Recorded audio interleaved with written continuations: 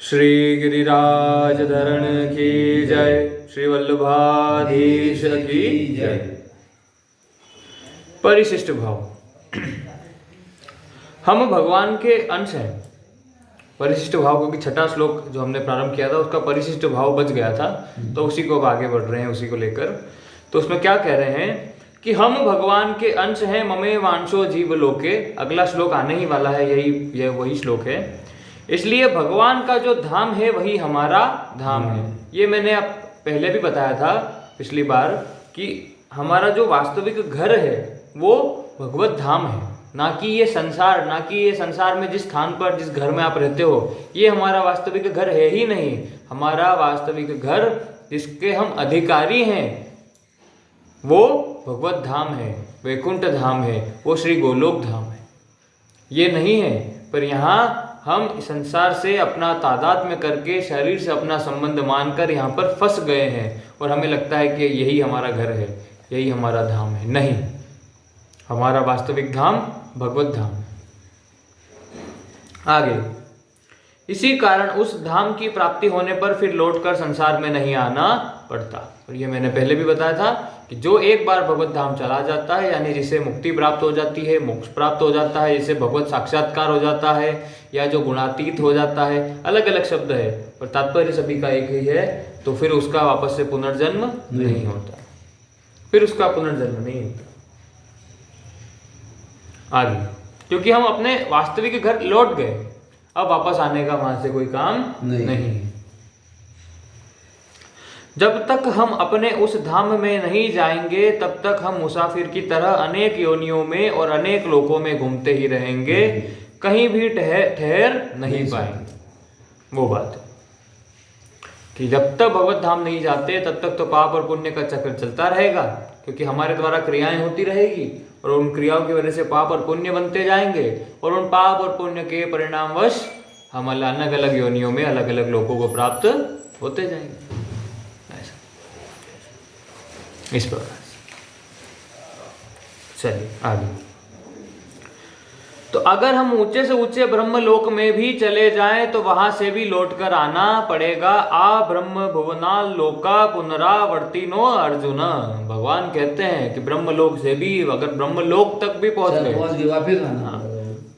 पर ब्रह्मलोक तक जाना भी बड़ी बहुत, मतलब बहुत ही पुण्यात्मा ही ब्रह्मलोक तक पहुंच पाता है। पर अगर वहां तक भी पहुंच गया तो भी उसका कोई फायदा नहीं है वापस आना। जहाँ उनका प्रभाव वहां तक रखेंगे, उसके बाद नीचे ढकेल देंगे। हाँ, पुण्य क्षीण हो जाने के बाद व्यक्ति वापस से लौटकर मृत्यु लोक में आ जाता है। जब तक आपके पुण्य है तब तक आप वहां पर रहेंगे उन लोकों में। पुण्य क्षीण हो जाने के बाद वापस आ जाए। तो बंद डिब्बा है तो खाली तो हो गई। इसी 5 स्टार होटल में रोज जब तक भया है वहां तक रखेगा, नहीं बदल काटेगा। आगे, कारण कि यह संपूर्ण संसार मात्र ब्रह्मांड परदेश है, स्वदेश नहीं। यह पराया घर है, अपना घर नहीं। पहले भी बताया था वही बात कि हमारा घर क्या है, हमारा वास्तविक घर कौन सा है? परमात्मा, भगवत धाम। भगवत, पर उसमें मिलना है बात है। बस भगवत धाम हमारा धाम है, जहाँ पर ठाकुर जी जो है श्री जी के साथ जो है क्रीड़ा कर रहे हैं, खेल रहे हैं, है ना, वो निकुंज या दिव्य वृंदावन जिसे कह लीजिए, गोलोक धाम जिसे कह लीजिए, वैकुंठ धाम कह लीजिए।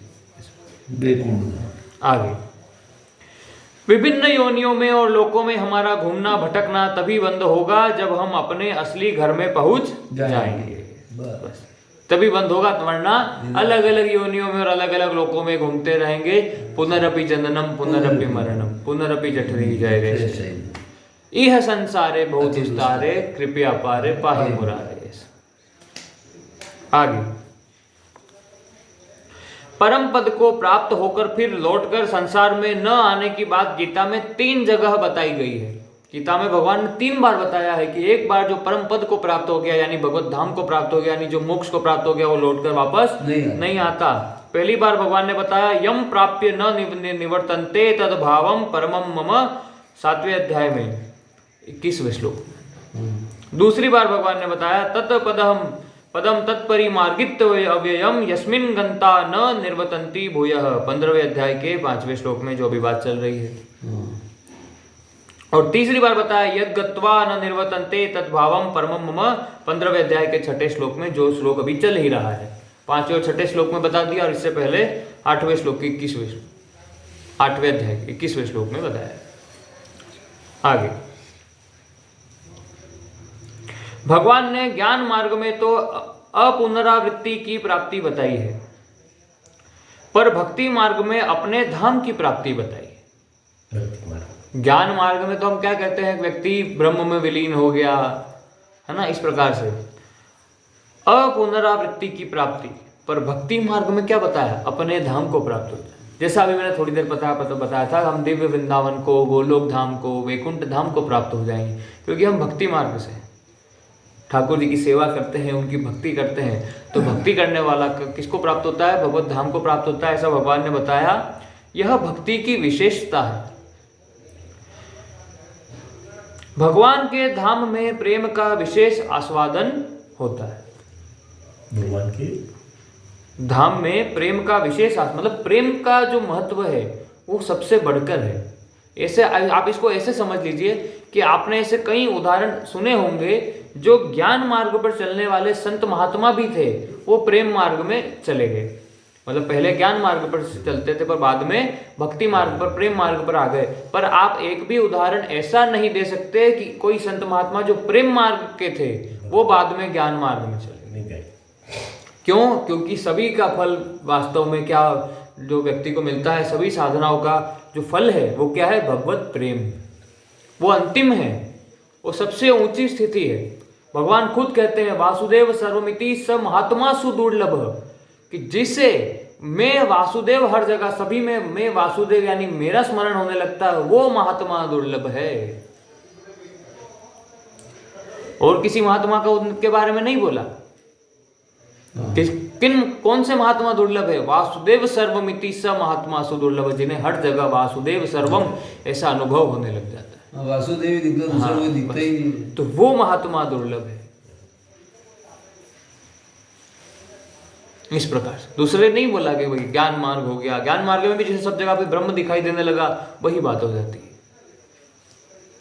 पर भक्ति मार्ग जो प्रेम की विशेषता है वो सबसे ऊपर है और सबसे बढ़कर है। शास्त्र बताते हैं, भगवान खुद बोलते हैं कि जो मेरा भक्त है वो तो सबसे दूसरा दिखे ही नहीं कहा उसको। जैसे कुत्ता रोटी लेके गया, हाँ। भाई चौपड़ नहीं दे मुझे, कैसे जाए, तो वो तो भगवान देखे उसने।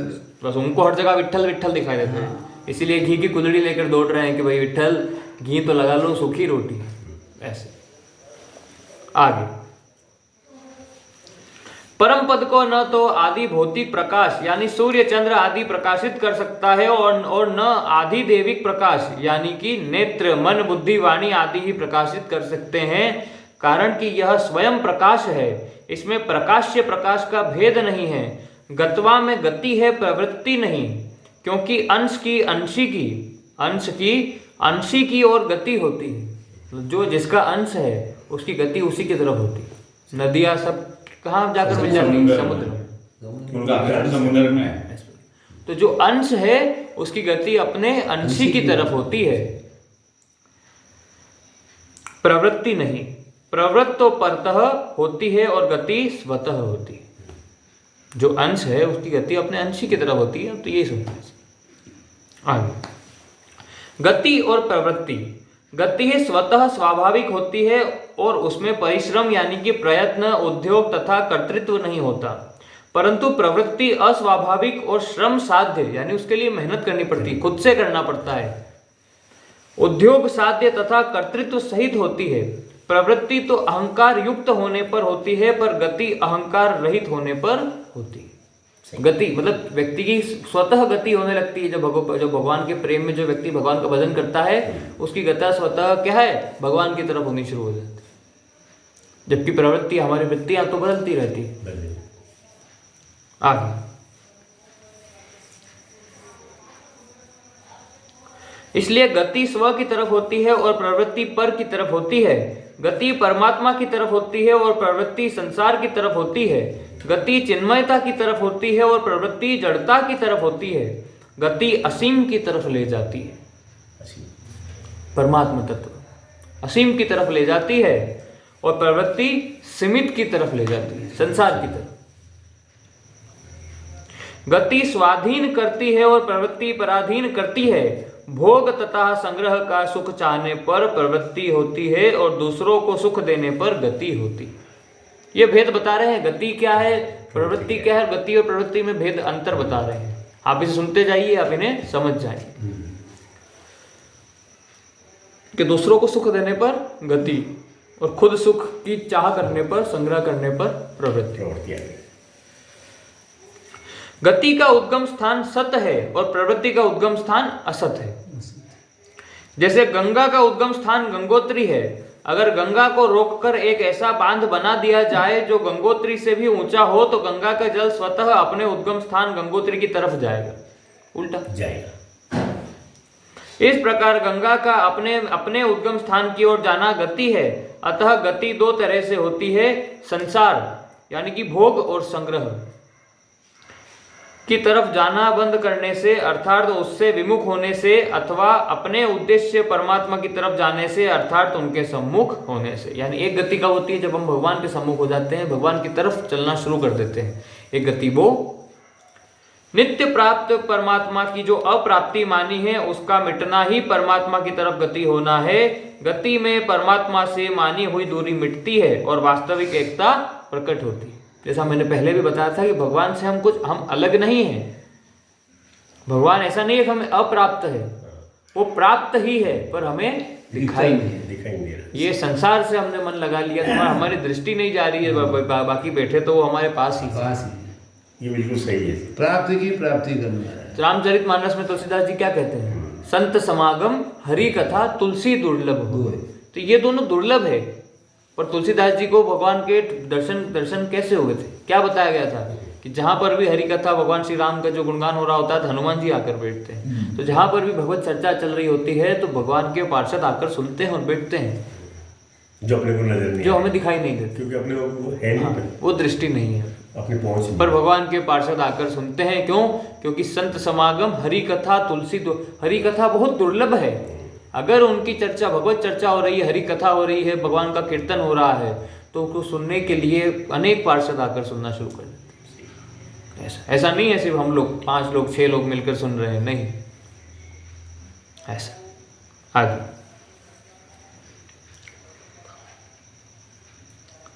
तो गति में परमात्मा से मानी हुई दूरी मिटती है और वास्तविक एकता प्रकट होती है।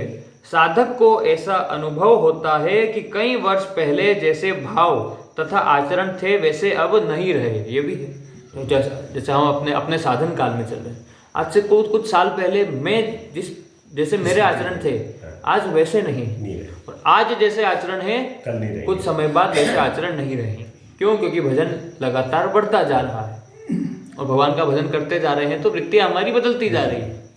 आज अब तमोगुणी भोजन हमको नहीं भाता, इस प्रकार तो साधक को ऐसा अनुभव होता है कि कई वर्ष पहले जैसे भाव तथा आचरण थे वैसे अब नहीं रहे, प्रत्युत पहले से अधिक श्रेष्ठ हो गए हैं, अब बेहतर हो गए, अच्छे हो गए। अब गलत काम कम होने लगे हैं, पाप कम होने लगे हैं, पुण्य होने लगा है, हृदय पवित्र होने लगा है, अंतःकरण शुद्ध होने लगा है। तो अधिक श्रेष्ठ हो गए तो यह साधक की गति हुई है। साधनावस्था में जो गति होती है उसमें अहम का सूक्ष्म संस्कार रह सकता है, पर मुक्त होने के बाद प्रतिक्षण वर्धमान प्रेम की तरफ जो गति होती है उसमें अहम का सूक्ष्म संस्कार भी नहीं रहता, अर्थात अहम का अत्यंत अभाव हो जाता है। जो एक बार गुणातीत हो गया, यार इसे एक बार भगवत साक्षात्कार हो गया, उसके बाद उसके अंदर का तो अहंकार सब कुछ मिट जाता है। तो एक बार भगवत साक्षात्कार हो गया, गुणातीत हो गया, उसके बाद तो अहम जो है वो लेश मात्र भी नहीं रहता। अहम क्या, कोई भी भाव, कोई भी चाह, कोई भी कामना उस व्यक्ति में नहीं रहती, सिर्फ और सिर्फ भगवत स्मरण रहता है। जो शिव होता है, शिव जो भगवान शिव का भक्त है तो वो उसके मुख से सिर्फ एक ही बात निकलती, क्या? शिवोहम शिवोहम शिवोहम शिवोहम शिवोहम। ज्ञान मार्ग वाला अहम ब्रह्मास्मि सर्वम खलमिदम ब्रह्म, और हम जैसे भक्त क्या कहते हैं? वासुदेव सर्वम। तो एक ही बात समझ लो। मार्ग है, उपासनाएं हैं, अपने अपने नियम हैं। आप किसी से भी चलिए, पर चलिए तो चलना तो पड़ेगा, साधन तो करना पड़ेगा, साधना तो करनी पड़ेगी, भगवान का भजन तो करना पड़ेगा। भजन के बिना बिना मतलब बोलते ना भूखे पेट भजन ना होए गोपाला, वो तो बात सही नहीं है, ये तो है ना, इसलिए कभी इसको तो मत सुनना। पर बिना भजन ना मिले गोपाला, ये सही है, ऐसे समझ लीजिए। वो कहावत तो गलत है कि भूखे पेट भजन ना होए गोपाला, भूखे पेट भी संतों ने भजन किया है ना। क्यों? भूख अलग चीज है, भूख तो ये तो शरीर की बात हो गई, पंचभूतों से बने शरीर की बात ही नहीं करनी, ये तो प्रकृति की बात हो गई। हमारा वास्तविक स्वरूप को तो भूख लगती नहीं है। आत्मा को कहाँ भूख लगती है? आत्मा कहाँ मरता है? आत्मा कहाँ खाता है? आत्मा कहाँ पीता है? नहीं, कुछ नहीं। तो इसलिए भूखे पेट भजन अध्यात्म की तरफ लेकर जाता है। तो भजन एक आध्यात्मिक विषय है और भूख एक सांसारिक विषय है। दोनों विषय ही अलग अलग है, तो इनका कहाँ आपस में आप जो है आप जोड़ने बैठ गए? नहीं हो सकता। तो ये कहावत तो गलत है, पर ये बिल्कुल सही है कि बिना भजन ना मिले गोपाला, ये तो बिल्कुल सही है। बिना भजन ना मिले गोपाला, वो नहीं मिल सकता बिना भजन के, इसलिए भजन तो करना पड़ता। आगे तो साधनावस्था में जो गति होती है उसमें अहम का सूक्ष्म संस्कार रह जाता है, पर मुक्त होने के बाद उसके अंदर जो है लेश मात्र भी अहंकार नहीं होता, अर्थात अहम का अत्यंत अभाव हो जाता है। इसका कारण यह है कि जीव परमात्मा से जितना दूर होता है उतना ही उसमें अहंकार रहता है। परमात्मा ये तो हम जानते हैं, जो व्यक्ति भगवान से जितना दूर, उसके अंदर उतना अहंकार, उसके अंदर उतने ही संसार से जुड़े हुए भाव। स्वरूप में स्थित होने पर भी सूक्ष्म अहंकार रहता है, जो मुक्ति में बाधक नहीं होता, पर अन्य दार्शनिकों से मतभेद करने वाला होता है। परमात्मा से अभिन्नता होने पर अहंकार सर्वथा मिट जाता है। इसी के साथ छठा श्लोक का अंत होता है। सातवां श्लोक हम कल प्रारंभ करें। ओम शांति शांति शांति। श्री गिरिराज धरण की जय, श्री गोवर्धन नाथ की जय, श्री वल्लभाधीश की जय, परम दयाल श्री गुसाई जी की जय, श्री विठल नाथ जी की जय, श्याम सुंदर श्री यमुने महारानी की जय। जय जय श्री राधे, पूछरी के लोटा की धूप प्यारे।